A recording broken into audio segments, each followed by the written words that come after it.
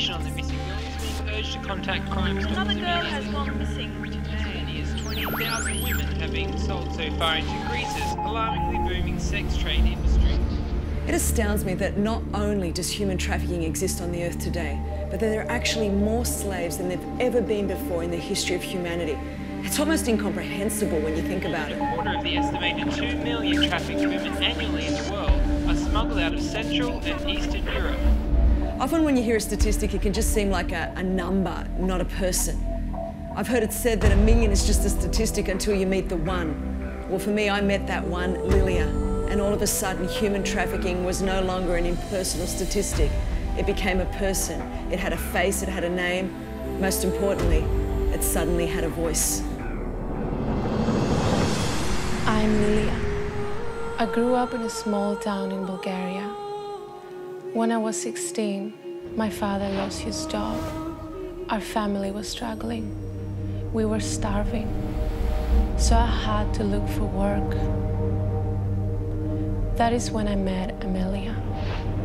She told me her cousin owned a hair salon in Greece and that she would get me a job there. It was my dream to become a hairdresser. Amelia arranged everything. I said goodbye to my family and boarded the plane to Greece. When I arrived in Greece, Amelia's cousin picked me up from the airport.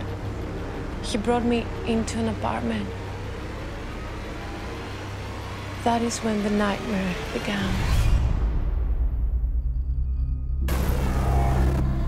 He closed the door to the apartment and then he turned around. He told me he did not own a hair salon. He owned a brothel. But he had a job for me.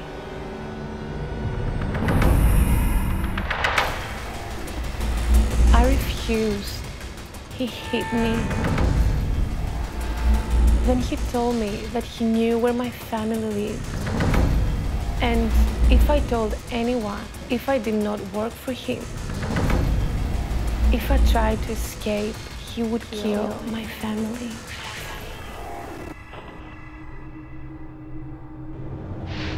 I cannot believe what people will do to one another just for money.